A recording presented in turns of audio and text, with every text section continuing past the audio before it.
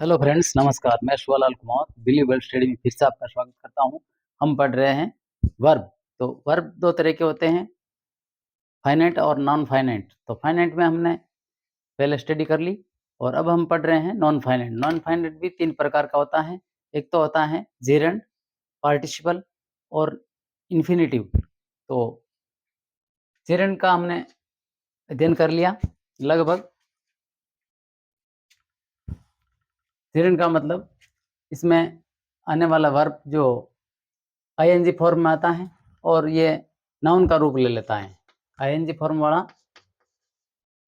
ING form noun के रूप में आता है और यही नाउन कभी सब्जेक्ट बन जाता है, कभी ऑब्जेक्ट बन जाता है और कभी कॉम्प्लीमेंट बन जाता है। एक बार फिर से नज़र डालते हैं जेरेंड के ऊपर, फिर पढ़ते हैं हम पार्टिसिपल या इन्फिनेटिव। तो जेरेंड यानी जैसे आईएनजी फॉर्म लग जाती है, वर्ब के आईएनजी लगने पर जो फोर्थ फॉर्म बनती है वो एक नाउन का रूप ले लेती है। इसमें न कि एडजेक्टिव बनता है, इसमें सिर्फ और सिर्फ नाउन का रूप ही रहता है और ये नाउन कभी सब्जेक्ट बन जाता है सेंटेंस में, कभी ऑब्जेक्ट बन जाता है और कभी कॉम्प्लीमेंट बन जाता है। जैसे ड्राइव, जैसे कि driving is a good art. Driving करना एक अच्छी कला है। ड्राइविंग करना एक अच्छी कला है। या आर्ट, गुड नहीं लिखे तो भी चलेगा, इज ए आर्ट, एक कला है। सबसे पहले इन चीज़ों को जानने से पहले मैं अपने स्तर पर एक एग्जांपल देना चाहता हूँ। वो एग्जांपल है जैसे कि एक सेंटेंस है, कोई भी सेंटेंस सेंटेंस सेंटेंस सेंटेंस में सब्जेक्ट होता है, वर्ब होती है। सब्जेक्ट, वर्ब प्लस ऑब्जेक्ट ये तो होते ही हैं। एडजेक्टिव, एडवर्ब, कॉम्प्लीमेंट ये बात की बात है, लेकिन ये चीज़ें तो एक नॉर्मल सेंटेंस में होती ही हैं। तो हम मान लेते हैं ये सब्जेक्ट होता है, ये तो अपना जैसे कि फादर है, और वर्ब है जो आई है, मैं हूँ। या फंक्शनल ग्रुप कह सकते हैं हम परिवार वाले, जैसे परिवार में काम करने वाले मेंबर, जैसे कि आई, वी। फादर हैं, आई है और ऑब्जेक्ट है, मेहमान है, कोई गेस्ट है। ये मैं अपने स्तर पे खुद ही सोच कर जनरेट कर रहा हूँ, इसमें कोई कमी हो तो और जोड़ देना या तोड़ देना। तो मान लिया कोई मेहमान आए, तो उसके लिए अपने पिताजी हैं, वो तो सब्जेक्ट काम करेंगे, हमें ऑर्डर करेंगे, ये करो, वो करो, और हम वर्ब के रूप में काम करेंगे। और ऑब्जेक्ट जो मेहमान है, मेहमान के लिए हम जो भी काम करेंगे, जैसे कोई प्रोग्राम है घर पे, ठीक है? अब मान लो एक दिन ऐसा हुआ कि हमारे पिताजी नहीं थे घर पे, पिताजी नहीं थे, तो हमने क्या किया, पिताजी का रोल कर लिया, यानी वी के आईएनजी लग गया, वी प्लस आईएनजी, आईएनजी लग गया। तो हम क्या बन गए, नाउन बन गए, पिताजी की तरह सब्जेक्ट बन गए हम। तो हम क्या बन गए, सब्जेक्ट। कभी सब्जेक्ट बन गए, वर्ब तो थे ही हम, सब्जेक्ट बन गए, और दूसरों के यहाँ जाकर ऑब्जेक्ट भी बन गए और कॉम्प्लीमेंट भी बन गए। इस प्रकार से हमने ये सोचा है। तो इस आधार से आप थोड़ा इसको और इजी ले सकते हैं। तो ये वर्ब भी अपन तरह तरह के रूप लेता है। ये नाउन बन गया है, जैसे वर्ब अभी यहाँ पे सब्जेक्ट के रूप में। तो ड्राइविंग इज ए आर्ट, यहाँ पे सब्जेक्ट का रूप है तो नाउन ही है, पर नाउन में सब्जेक्ट बन गया। आई लाइक, जैसे I like driving, I like driving, मैं गाड़ी चलाना पसंद करता हूँ। यहाँ पे ऑब्जेक्ट का रूप में आया है, ऑब्जेक्ट के रूप में, ऑब्जेक्ट के रूप में आया है। माई हॉबी,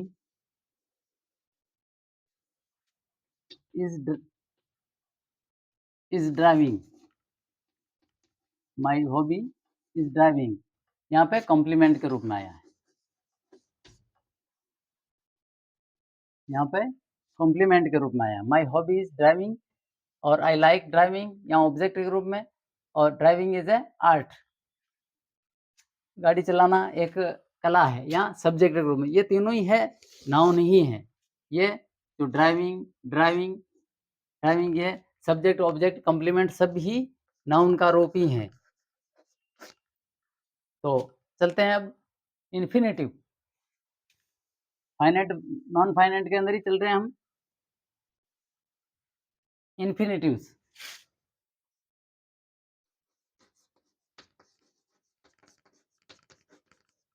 इन्फिनेटिव,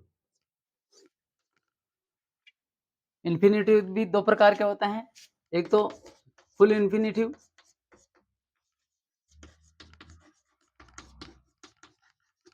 एक होता है बेर infinitive.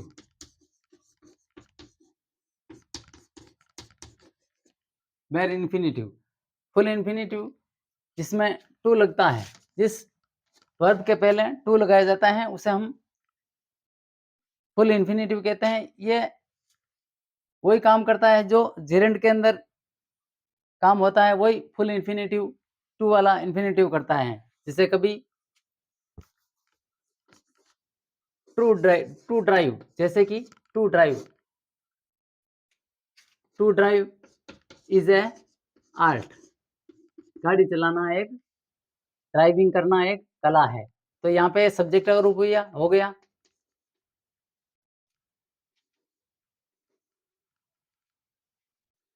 I like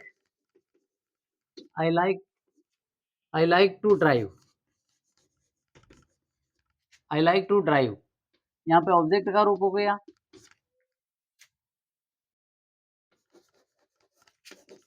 my hobby is to drive, यहाँ पे कॉम्प्लीमेंट का रूप हो गया।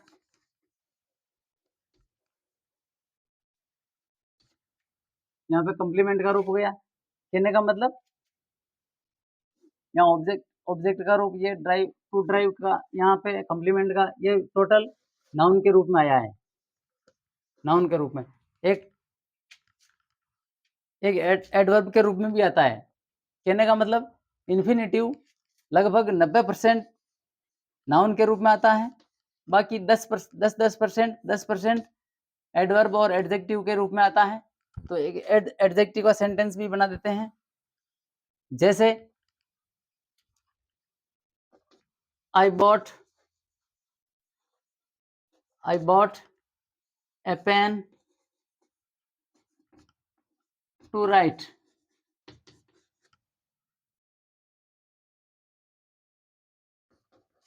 I bought a car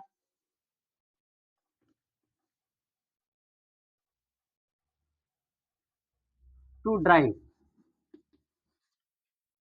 यहाँ पे I bought a pen to write, मैंने एक पेन लिखने के लिए लिया, यानी रीजन बता रहा है, क्यों लिया रीजन बता रहा है। यहाँ पे रीजन आता है एडवर्ब के लिए, तो ये एडवर्ब हो गया।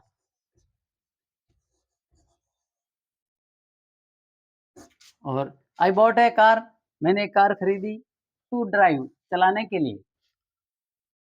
के लिए, यहाँ पे चलाना क्यों ली, यानी रीजन पूछ रहा है, तो चलाने के लिए, इसका रीजन हुआ चलाने के लिए। तो टू ड्राइव यहाँ आ गया एडवर्ब के रूप में, यानी क्रिया विशेषण। नेक्स्ट चलते हैं बेर इन्फिनेटिव, ये फुल इन्फिनेटिव की बात हुई। फुल इन्फिनेटिव सारे के सारे ये फुल इन्फिनेटिव। अब आते हैं बेर इन्फिनेटिव। बेर इन्फिनेटिव में टू नहीं लगाया जाता है और सिंगल वर्ब भी आती है। वो किन किन में आती है, यानी बेर इन्फिनेटिव,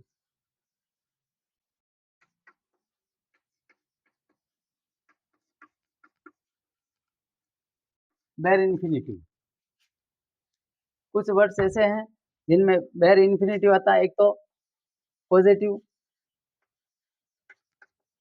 पॉजिटिव वर्ब,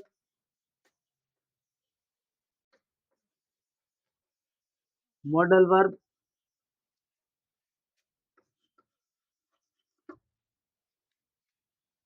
एक हैड बेटर,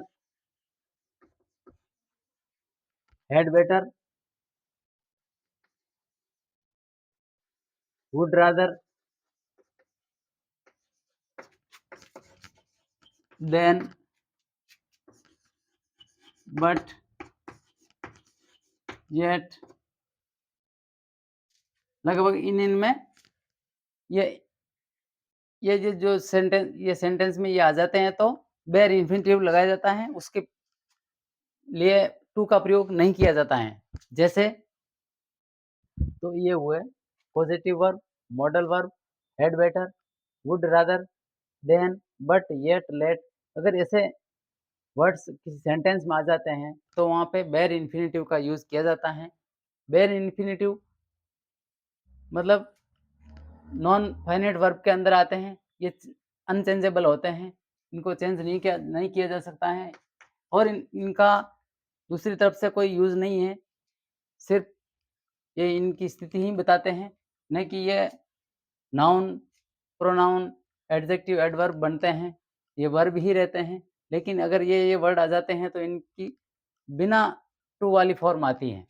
जैसे पॉजिटिव में ही मेड मी लाफ, यानी उसने मुझे हँसाया। किसने हँसाया? तो यहाँ पे टू नहीं लगा, टू लाफ नहीं हुआ। यहाँ पे अगर मेड की जगह मेक भी हो जाता तो भी टू नहीं लगता, यानी ये नॉन फाइनाइट वर्ब के अंदर आता है, वो भी bare infinitive. Next, I can read this book, मैं इस पुस्तक को पढ़ सकता हूँ। कैपेबिलिटी यानी मॉडल वर्ब आ रहा है, कैन, तो टू रीड नहीं होगा, आई कैन रीड, रीड ही होगा। अगर कुड होगा तो भी सिंगल वर्ब भी आएगी, यानी बेस वर्ब भी आएगी। ही कुड अंडरस्टैंड, वह समझ सका, टू अंडरस्टैंड नहीं होगा, नहीं अंडरस्टूड होगा, टू नहीं लगेगा इसके। He could understand your think talking, वह आपकी बात समझ सका।